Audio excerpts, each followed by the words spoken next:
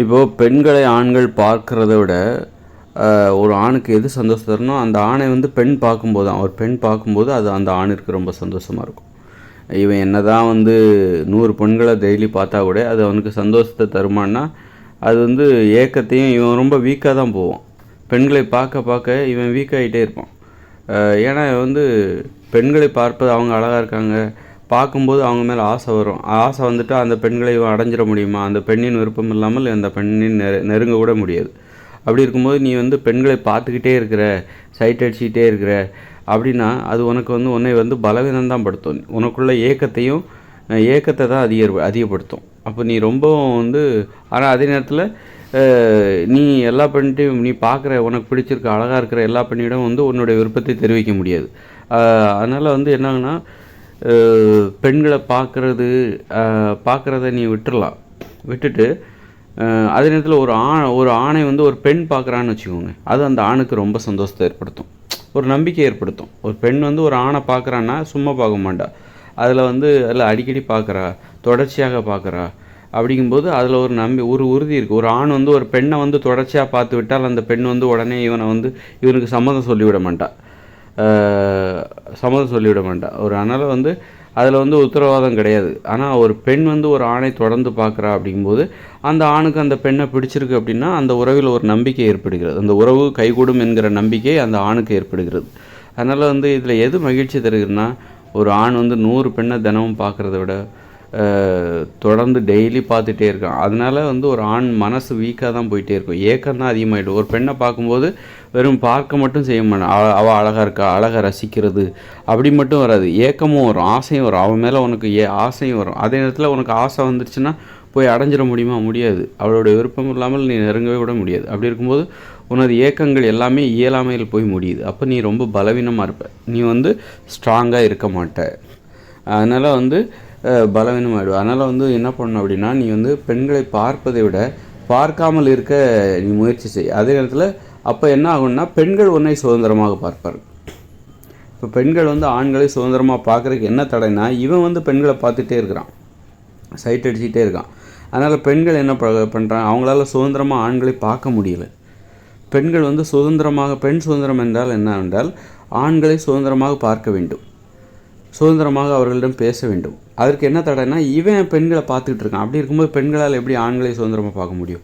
அதனால் ஆண் வந்து என்ன பண்ணால், நீ உன் வேலையை செய், உன் வாழ்க்கையை பாரு. பெண்கள் வந்து உன்னை பார்ப்பாங்க, உன்னுடைய வாழ்க்கையை பாரு, உன்னுடைய வேலையை பாரு. அதுக்காக நீ வந்து டாக்டராக இன்ஜினியராகு, உன்னை தேடி பெண்கள் உன் பின்னாடி வருவாங்க. அப்படி இல்லை. உன்னுடைய வாழ்க்கை எது? நீ விளையாடு, ஆடு, பாடு, நண்பர்களோட பழகு, அல்லது உன் ஏதோ ஒரு தொழிலை பாரு. பெண்களை பார்ப்பதையே வந்து ஒரு வேலையாக வைக்காத. அந்த மாதிரி ஒரு ஆண்கள் வந்து அடக்கொடுக்கமாக இருக்கணும். பெண்கள் எப்படி அடக்கொடுக்கமாக இருக்கணும்னு நினைக்கிறீங்களோ அதே ரோலை ஆண்களுக்கு கொடுத்துடணும். பெண்களை வந்து ஆண்கள் சைட் அடிக்கிறாங்கல்ல, நிறைய பெண்களை சைட் அடிக்கிறது அல்லது ஏதோ ஒன்று அதெல்லாம் வந்து பெண்கள் அந்த ரோலை வந்து பெண்கள் எடுத்துக்கணும். இதுதான் பெண் சுதந்திரம். இப்போ இதில் என்ன ஆகுதுன்னா, பெண்கள் வந்து பாதுகாக்கப்படுகிறார்கள். ஏன்னா ஆண்கள் வந்து பெண்களை இப்போ சைட் அடிக்கிறது இல்லை, ஆண்கள் அவங்க வாழ்க்கையை பார்க்குறாங்க. ஆண்களை வேடிக்கை பார்க்குறது இப்போ பெண்களோட அந்த ரோலை வந்து பெண்கள் எடுத்துக்கிறாங்க. ஆண்களை வேடிக்கை பார்க்குறது, ஆண்களை சைட் அடிக்கிறது அப்படிங்கிற அந்த ரோலை வந்து பெண்கள் எடுத்துக்கிறாங்க. இதுதான் பெண் சுதந்திரம். ஆண் வந்து எந்த ஆண்களை வந்து பெண்கள் விரும்புகிறாங்கன்னா, பெண்களை பார்க்காம அவன் வேலையை பார்த்துட்டு இருக்கான்ல, அந்த பெண்களை தான் பெண்கள் விரும்புகிறாங்க. பெண்களையே எப்பவும் பார்த்து சைட் அடிச்சுக்கிட்டு நீ ரொம்ப சூப்பராக இருக்க, அவள் ரொம்ப அழகாக இருக்க அப்படின்னு வர்ணிக்கிற ஆண்களெல்லாம் வந்து பெண்களுக்கு வந்து அந்த அளவுக்கு பிடிக்கிறதில்ல. பெண்களுக்கு யாரை பிடிக்குது அப்படின்னா, அவன் வேலையை பார்க்குறான்ல, தனியாக இருக்கிறான், பெரிய நண்பர்களோட எப்பவும் கூட்டமாக இருக்கிறத விட தனியாக இருக்கிற ஆண்கள், தனிமையை விரும்புகிற ஆண்கள், அது மாதிரி அமைதியாகவும் அடக்கமாகவும் இருக்கிற ஒரு ஆண்கள், இந்த மாதிரியான ஒரு ஆண்கள், பெண்களை பார்ப்பதே வேலையாக வைத்து கொள்ளாமல் அவன் வேலை உண்டு அப்படி இருக்கிற அந்த ஆண்களை பெண்கள் விரும்புகிறார்கள். பொதுவாக பெண்களோட இயல்பு ஆண்களை சைட்டடிப்பது. அதனால் இது வந்து ஒரு ஆணை வந்து ஒரு பெண் வந்து டெய்லி பார்க்குறா, தொடர்ந்து பார்க்குறா அப்படின்னா, அது ஒரு பெண் தனது விருப்பத்தை இந்த ஆணிற்கு தெரியப்படுத்துகிறாள் என்பதன் பொருளாக அது புரிந்து கொள்ளப்படுகிறது. அந்த ஆணுக்கு அது நம்பிக்கை அளிக்கிறது, அந்த ஆணுக்கு ஒரு நம்பிக்கையை அது கொடுக்கிறது. அதனால் வந்து அது வந்து உற்சாகத்தை கொடுக்கும். ஒரு 100 பெண்ணை ஒரு ஆண் பார்த்தா கூட அவனுக்கு வந்து அதில் வந்து உற்சாகம் வராது. ஆனால் அதே நேரத்தில் ஒரு பெண் வந்து ஒரு ஆணை வந்து பார்க்குறா டெய்லி பார்க்குறா, தொடர்ந்து பார்க்குறா அப்படின்னா அது அந்த ஆணுக்கு மிகப்பெரிய சந்தோஷத்தை கொடுக்கும். ஒரு ஆண் வந்து டெய்லி 100 பெண் 1000 பெண்ணை பார்த்தா கூட அவனுக்கு அதில் சந்தோஷம் வராது. அதே இது ஒரு பெண் வந்து அதே ஆணை வந்து டெய்லி பார்க்குறா, தொடர்ந்து பார்க்குறா அப்படின்னா அது அந்த ஆணுக்கு ரொம்ப சந்தோஷத்தை கொடுக்கும். அப்போ அதுக்கு என்ன தேவைன்னா பொறுமை தேவை. ஆண் வந்து அவசரப்பட்டு பெண்களை பார்த்துட்டு இருக்கக்கூடாது. உன் வேலையை நீ பாரு, பெண்கள் உன்னை பார்ப்பாங்க. நீ பெண்களை பார்த்துட்டே இருக்கிறனால தான் உன்னை வந்து பெண்கள் பார்க்க மாட்டேங்கிறாங்க. பெண்கள் வந்து ஏன் ஆண்களை பார்க்க மாட்டேங்கிறாங்கன்னா இவன் அந்த வேலையை பார்த்துட்டு இருக்கான். பெண்களை பார்க்குற வேலையை இவன் பார்க்குறதுனால பெண்களால் வந்து ஆண்களை சுதந்திரமாக பார்க்க முடியல. அதனால் வந்து பெண்களால் பெண் சுதந்திரம்னா என்னன்னாக்கா பெண்களை சுதந்திரமாக பார்க்குற அந்த சுதந்திரம், பெண்களை இல்லை ஆண்களை சுதந்திரமாக பார்க்குற பெண்களுக்குள்ள அந்த சுதந்திரம் தான் பெண் சுதந்திரம். அதற்கு ஆண்கள் வந்து வழிவிடணும். அவன் வேலையை அவன் பார்த்துட்டு அவன் வாழ்க்கை, அதாவது உன்னுடைய வாழ்க்கையை நீ பாரு, உன்னுடைய வாழ்க்கையை வேடிக்கை பார்க்குற வேலையை நாங்கள் பார்த்துக்குறோம், பெண்கள் நாயகி நாங்கள் பார்த்துக்குறோம். உன்னுடைய வேலையை நீ பாரு, உன்னுடைய வாழ்க்கையை நீ பாரு. உன்னுடைய வாழ்க்கையை பார்க்குறதும் வேடிக்கை பார்க்குறதும் அப்புறம் வந்து சைட் அடிக்கிறது எல்லாத்தையும் நாங்கள் பார்த்துக்குறோம், உன்னை நாங்கள் கண்ட்ரோல் பண்ணுறோம். இப்போ ஆண்களை கண்ட்ரோல் பண்ணுறது பெண்களுடைய வேலை, ஆண்களை கட்டுப்படுத்துவது பெண்களுடைய வேலை. ஆண்கள்னால் குழந்தைகள் அப்படின்னா என்ன, குழந்தைகள் அப்படிங்கும்போது அவர்களை கட்டுப்படுத்தி வழிநடத்துவது பெண்களுடைய வேலை. பெண்கள் தங்களுடைய வாழ்க்கைக்கு சாதகமாக ஆண்களை வழிநடத்த வேண்டும். தங்களுக்கு சாதகமாக, தங்களுக்கு பாதுகாப்பாக, தங்களுக்கு காவலாக, தங்களுக்கு உதவியாக ஆண்களை வழிநடத்த வேண்டும். அப்போ ஆண்களை பெண்கள் சுதந்திரமாக பார்க்கணும். அப்போ தானே அவனை வந்து கண்ட்ரோல் பண்ண முடியும், அவனை கட்டுப்படுத்த முடியும், தங்களுக்கு சாதகமாக வழிநடத்த முடியும். தங்களுக்கு பாதுகாப்பாக, தங்களுக்கு உதவியாக ஆண்களை வழிநடத்த வேண்டும் என்றால் ஆண்களை முதல்ல சுதந்திரமாக பார்க்கணும். அப்போ தான் வந்து ஆண்களை வந்து கட்டுப்படுத்த முடியும், கட்டுப்படுத்தி வேலை வாங்க முடியும், உதவி வாங்க முடியும்.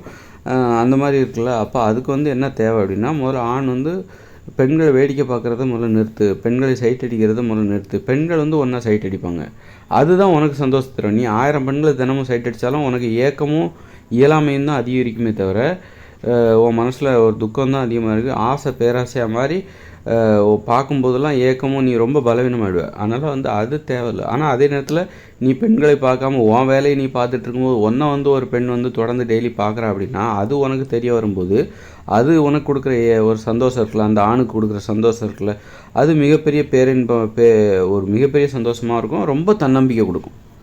அப்போது ஒரு பெண் வந்து ஒரு ஆணை தொடர்ந்து பார்க்குறா அப்படிங்கும்போது அதுக்கு அந்த ஆண் வந்து அது வந்து அந்த பெண்ணின் விருப்பமாக பார்க்கிறான். அந்த பெண் அந்த ஆணிடம் தெரிவிக்கிற விருப்பமாக பார்க்கிறான். அந்த ஆண் மீது அந்த பெண்ணுக்கு இருக்கிற விருப்பத்தை வெளிப்படுத்தும் விதமாக அது அந்த ஆண் புரிந்து கொள்கிறான். அப்படி இருக்கும்போது அந்த விருப்பத்தை அந்த ஆண் ஏற்றுக்கொள்ளும்போது அது அந்த பெண்ணிற்கும் ரொம்ப சந்தோஷமாக இருக்கும்.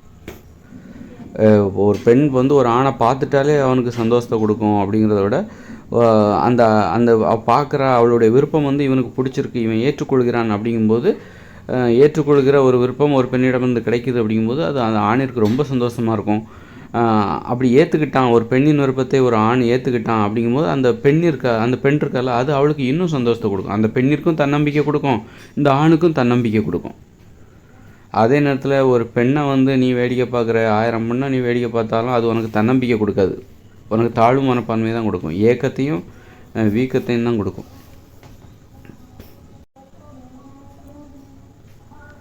துக்கத்தை தான் கொடுக்கும். நீ இப்போ கவலையால் தான் இருப்ப. அதனால் வந்து எப்போவுமே வந்து பெண்ணை மறந்துட்டு வாழ கற்றுக்கணும். ஒரு ஆண் வந்து பெண்ணை மறந்து கொண்டு வாழ கற்றுக்கொள்ள வேண்டும். பெண் தான் நினைவுபடுத்தணும் ஒரு ஆணிற்கு. அந்த அளவுக்கு ஒரு ஆண் வந்து கட்டுப்பாடாக இருக்கணும். இப்படிப்பட்ட ஆண்கள் தான் இயற்கையான ஆண்கள். இவர்கள் தான் எதிர்காலத்தில் வாழப்போ இனிமேல் பிறக்கிற குழந்தைங்கள்லாம் இப்படி தான் இருப்பாங்க. பெண்ணை மறந்து கொண்டு வாழ்வார்கள். பெண்கள் தான் ஆண்கள்கிட்ட நினைவுபடுத்தணும். நாங்கள் இங்கே ஒரு பெண்கள்னு ஒருத்தங்க இருக்கிறோம் நினைவுபடுத்துறதுக்காக பெண்கள் என்ன பண்ணுவாங்கன்னா குறுக்க வருவாங்க, அவனை கண்ட்ரோல் பண்ணுவாங்க. ஏன் கட்டுப்படுத்துகிறாங்கன்னா பெண்கள் வந்து ஆண்களை ஏன் கண்ட்ரோல் பண்ணுறாங்க, திட்டுறாங்க, அதை செய், எனக்கு இதை செஞ்சு கொடு, அதை செஞ்சு கொடு, இந்த உதவியை நீ செஞ்சு கொடு, நான் பேசுகிறத நீ கேட்கணும். ஏன் இதெல்லாம் வந்து பெண்களுடைய இந்த லைஃப் ஸ்டைல் எது எல்லாமே என்ன நோக்கத்தை சொல்லுது அப்படின்னா ஆண்களுக்கு பெண்களை நினைவுபடுத்துகிறார்கள், தங்களுடைய முகத்தை காட்டுறாங்க. அந்த அளவுக்கு ஒரு அந்த மாதிரி ஆண்களை தேடி பெண்கள் வரணும், பெண்கள் தங்களை ஆண்களுக்கு நினைவூட்டுகிறார்கள். பெண்களை மறந்து வாழ்கிற ஆண்களுக்கு பெண்கள் தங்களை நினைவூட்டுவதற்காக ஆண்களிடம் வந்து பெண்கள் பேசுகிறார்கள், அடிக்கடி உதவி கேட்குறாங்க, கண்ட்ரோல் பண்ணுறாங்க, திட்டுறாங்க. திட்டும்போது அல்லது அடிக்கவும் செய்வாங்க. உரிமையான ஆண்கள்கிட்ட அடிக்கவும் செய்வாங்க. ஏன்னா அப்போ தான் வந்து அவன் நம்மளை நினச்சி பார்ப்பான், திட்டினா தான் அவன் நம்மளை நினச்சி பார்ப்பான். ஒரு கோபம் வரும், கோபத்தில் அவன் நம்மளை நினச்சி பார்ப்பான். அவனை டிஸ்டர்ப் பண்ணுவோம். ரொம்ப அமைதியாக இருக்கிற அவனை வந்து நம்ம டிஸ்டர்ப் பண்ணுவோம். அப்போ தான் அவன் நம்மளை நினச்சி பார்ப்பான்.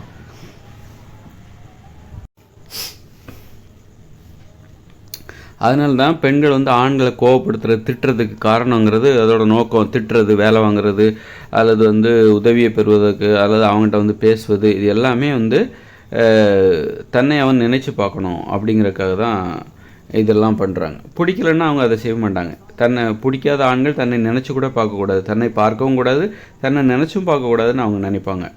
அதனால் வந்து பிடிக்காத ஆண்களே பெண்கள் திட்ட மாட்டாங்க, பார்க்கவும் மாட்டாங்க. அதனால் அவனும் நம்மளை பார்க்கக்கூடாது அப்படின்னு தான் நினைப்பாங்க. அதனால் வந்து யாரை பிடிச்சிருக்கோ அவங்கள வந்து அந்த பெண் வந்து கண்ட்ரோல் பண்ணுவாங்க, கட்டுப்படுத்துவாங்க, திட்டுவாங்க, அடிப்பாங்க,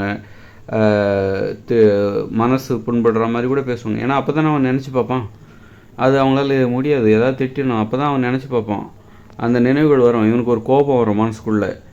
அப்போது அது கூட அவனுக்கு பிடிச்சி அவன் நினச்சி பார்க்குற, அடிக்கடி அவன் நினைப்பு வருது அப்படிங்கும்போது அது அவனுக்கு பிடிச்சிருக்கும்.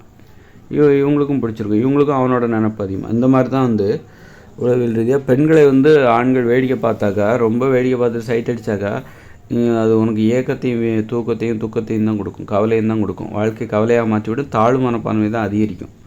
அதே நேரத்தில் ஒரு பெண் வந்து ஒரு ஆணை பார்க்குறான்னு வச்சுங்க, இவன் வேலையை பார்க்கணும். பெண்களை பார்ப்பதை நிறுத்திவிட்டு ஆண் வந்து தன்னுடைய வேலையை பார்த்துட்டு போகிறான். அந்த மாதிரியான தருணத்தில் வந்து ஒரு பெண் வந்து ஒரு ஆணை பார்க்குறான்னா, அது அந்த ஆணிற்கு பிடிச்சிருந்துன்னா அது அந்த ஆணுக்கு தன்னம்பிக்கை கொடுக்கும்.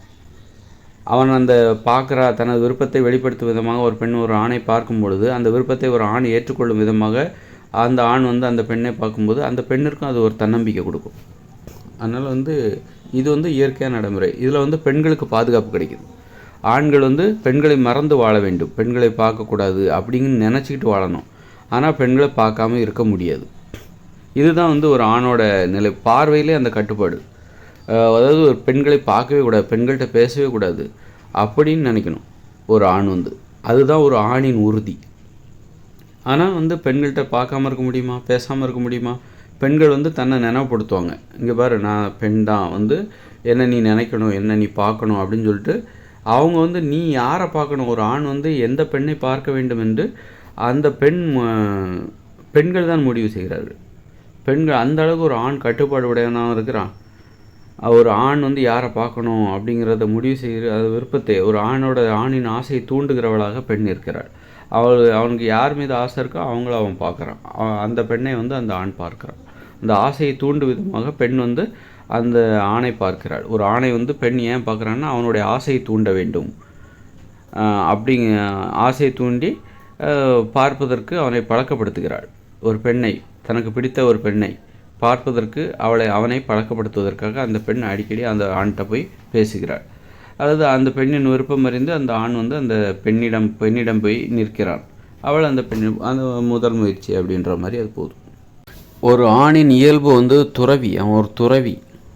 அவனுக்கு வந்து அன்பு பாசம்லாம் பெண்கள் அவனுக்கு கொடுக்குற பயிற்சி. அன்பாக நடந்து கொள்வது, பாசமாக நடந்து கொள்வது என்பது ஒரு தாயிடமிருந்து அவனுக்கு சின்ன வயசில் கிடைக்கிற பயிற்சி. பெண்ணிடமிருந்து கிடைக்கின்ற பயிற்சி தான். தாயிடமிருந்து மட்டுமல்ல, அவன் பழகுகிற அத்தனை பெண்களிடமிருந்தும் அவனுக்கு கொடுக்கப்படுகிற பயிற்சி தான் அன்பாக பேசுவது, அன்பாக பார்ப்பது. மற்றபடி அவன் வந்து ஒரு துறவி, அவன் வந்து ஒரு இயந்திரம், ஒரு கருவி.